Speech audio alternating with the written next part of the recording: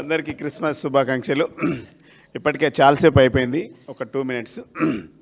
Media కార్యక్రమంలో పాల్గొంటున్నటువంటి పెద్దలందరికీ, media ముందున్నటువంటి పత్రికా విలేకరులందరికీ మనస్ఫూర్తిగా నమస్కారాలు.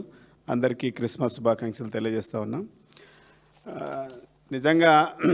నిజంగా నేను చాలా మాట్లాడుకుంటా ఈ ప్రెస్ మీట్ ఉందంటే నాకు తెలిసిన ఒక 5-6 మంది విలేకరులకు ఫోన్ చేసిన, కొంతమంది ఫ్రెండ్స్కి మాట్లాడిన. ఏంది అంటే ఆయన తిట్టినా తిట్టకపోయినా మారేదేం లేదు, అసలు ఇంతకంటే దరిద్రము భావదరిద్రం ఏముండదు, అసలు ఏం మాట్లాడతాం, విలువలతో కూడినటువంటి రాజకీయాలు చేయాలి తప్ప ఆ విలువలు అనేటివి రాష్ట్రంలో 2 ఏళ్ల నుంచి పోయినాయి.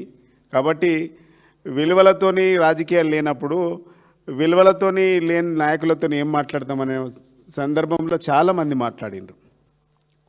మాలంటలు లేదంటే భావితరాలకు రాజకీయాలు భవిష్యత్తులో ఎట్లుండాలంటే ఒక విలువలు అర్థవంతంగా విలువలతో కూడినటువంటి రాజకీయాలు చేయాలని కోరుకోవాలి, అట్లుండాలి కూడా. ముఖ్యమంత్రి అయిన తర్వాత రేవంత్ రెడ్డి గారు ఈ రాష్ట్రంలో అసలు మాటలు మాట్లాడితే బూతులు, మాటలు మాట్లాడితే బండబూతులే.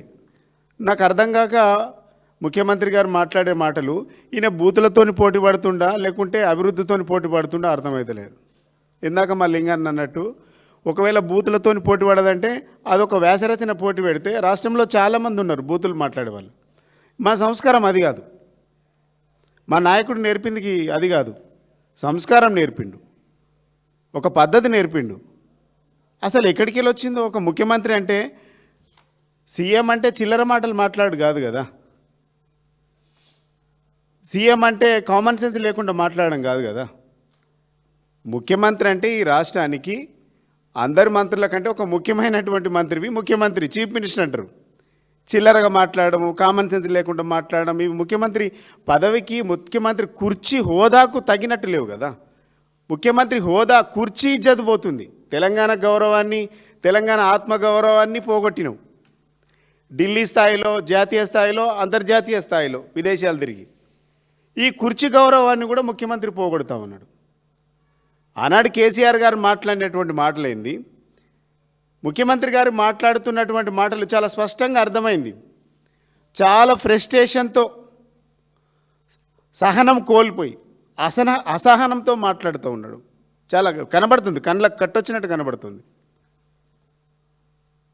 నువ్వు ప్రజలకేం చేస్తావో చెప్పాల్సింది పోయి కేసీఆర్ గారు అన్నాడు, కొట్టాడి తెచ్చుకున్నటువంటి తెలంగాణలో దయ్యాల పాలైపోయింది, దొంగల పాలైపోయింది, అంగడి పాలైపోయింది, పెట్టుబడులు రాకుండా పోయినాయి. వాస్తవమే. అన్నిటికంటే ఎక్కువ నీకు అనుభవం ఉన్నది ఏంది? రియల్ ఎస్టేట్ రంగం కదా. అరే అసలు రియల్ ఎస్టేట్ రంగం ఈ రాష్ట్రంలో ఉన్నదా? రియల్ ఎస్టేట్ రంగంలో చాలామంది బతికేవాళ్ళు, రియల్ ఎస్టేట్ రంగంలో పనిచేసుకొని చాలామంది బతికేవాళ్ళు, వాళ్ళకి ఇలా పనే లేకుండా పోయింది. రియల్ ఎస్టేట్ రంగం అంత బ్రోకర్ దందా జరుగుతూ ఉన్నది. తెలంగాణను మొత్తం 2 సంవత్సరాల కుదేలు చేసిండ్రు. కొట్లాడి తెచ్చుకున్నటువంటి తెలంగాణలో మంచిగా చేయకపోతే మీ తాట తీస్తామన్నాడు. కృష్ణా గోదావరి నీళ్ళన్నీ కూడా ఆంధ్రాకు తరలించుకుపోతూ ఉన్నాయి. పాలమూరు ప్రాజెక్టులన్నీ కూడా ఆంధ్రాకు తరలించుకుపోతూ ఉన్నారు. ఇటు గోదావరి నీళ్ళన్నీ కూడా ఆంధ్రాకు తరలించుకుపోతూ ఉన్నారు. అవి మీరు ఆపకపోతే మీరు దద్దమ్మలు చాతగానితనం మీదే అని చెప్పిండు.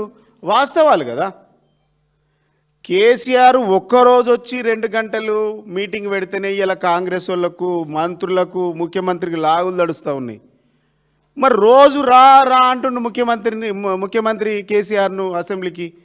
మా ఇద్దరు కృష్ణార్జునులకే తట్టుకుంటలేవు. నువ్వు షేక్ చేస్తుండ్రు కదా అసెంబ్లీని. ఇద్దరు కృష్ణార్జునులు ఇద్దరే షేక్ చేస్తూ ఉన్నారు అసెంబ్లీలో. వాళ్ళిద్దరికే సమాధానం 12 మంది మంత్రులు చెప్పలేకపోతుండ్రు. కేసీఆర్ వస్తే ఒక్కరికి మాటే రాదు. ఒక్క కేసీఆర్ తిట్టడానికి 12 మంది ప్రెస్ మీట్లు పెట్టిండ్రు.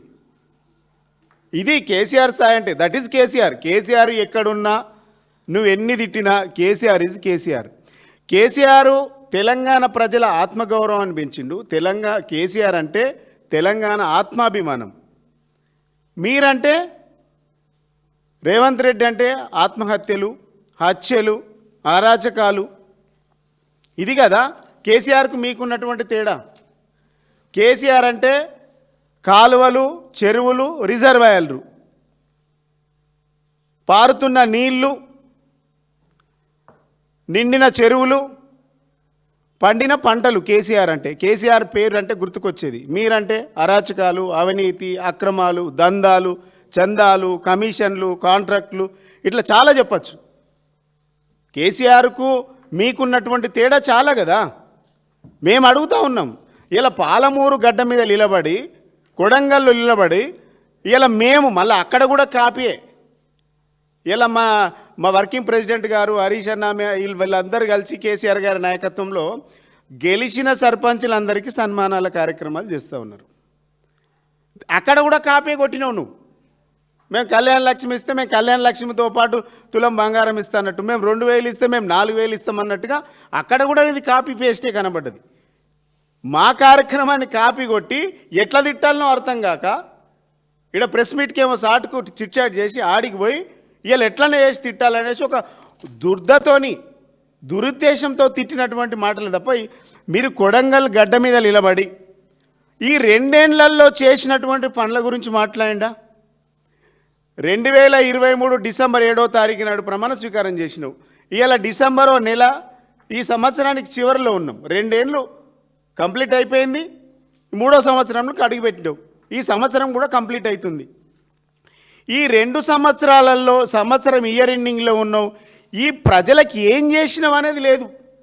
వలసలు ఆపినాం, 24 గంటల కరెంట్ ఇచ్చినాం, 6 గ్యారంటీలు అమలు చేసినాం, 420 హామీలు పక్కాగా అమలు చేసినాం, 2 లక్షల ఉద్యోగాలు ఇవ్వగలిగినాం. ఇవి చెప్పే అసలు ఉందా మీకు? పాలమూరు ప్రాజెక్టులు ఎండకుండా పెండింగ్ ప్రాజెక్టులన్నీ రన్నింగ్ ప్రాజెక్టులు చేయగలిగినాం. ఒక్క మంచి పని 2 సంవత్సరాలలో ఒక మంచి పని చేసినాం. మాట్లాడే శక్తి ఉందా, దమ్ముందా ముఖ్యమంత్రికి?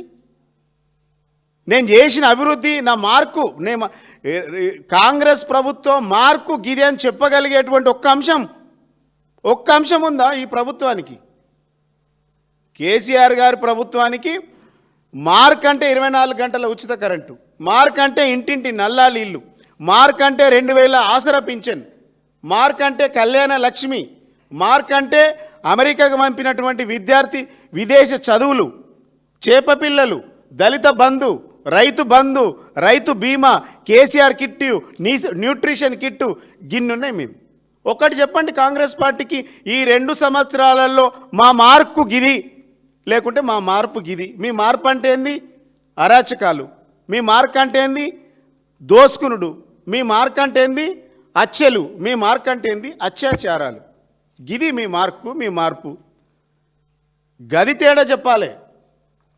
ఈరోజు మహబూబ్ నగర్ జిల్లాకు ఎంత నష్టం జరుగుతుంది?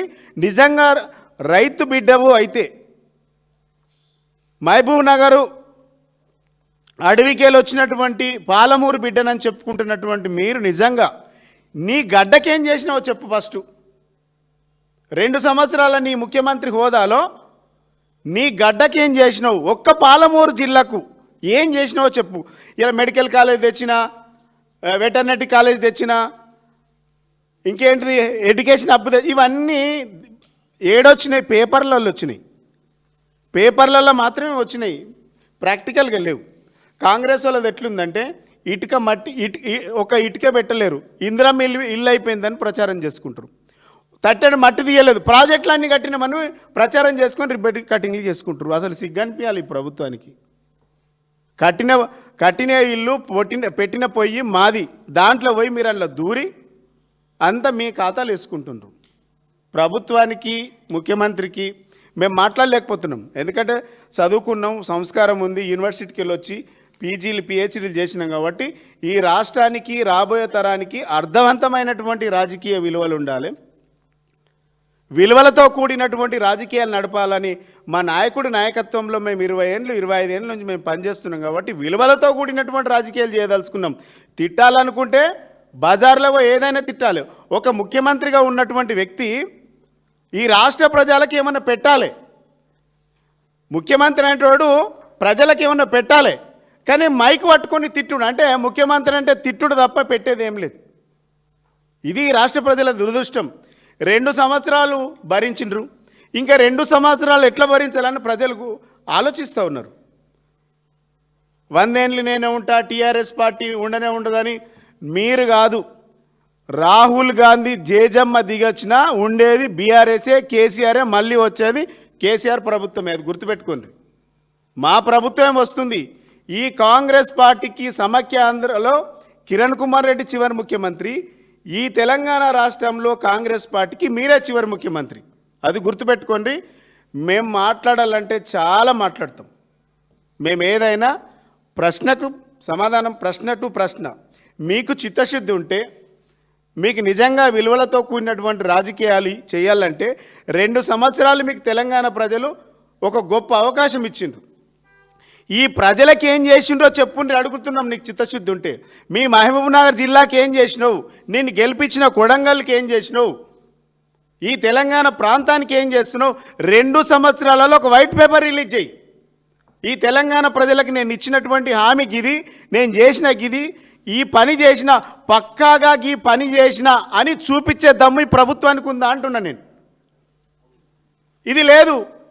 మీకు సబ్జెక్టు లేదు, సరుకు లేదు, చిల్లర మాటలు మాట్లాడాలి, చీప్ పాలిటిక్స్ చేయాలి, డైవర్ట్ పాలిటిక్స్ చేయాలి, పబ్బం గడుపుకోవడానికి చేస్తున్న ప్రయత్నం తప్ప మేము మీ ట్రాప్లో పడం.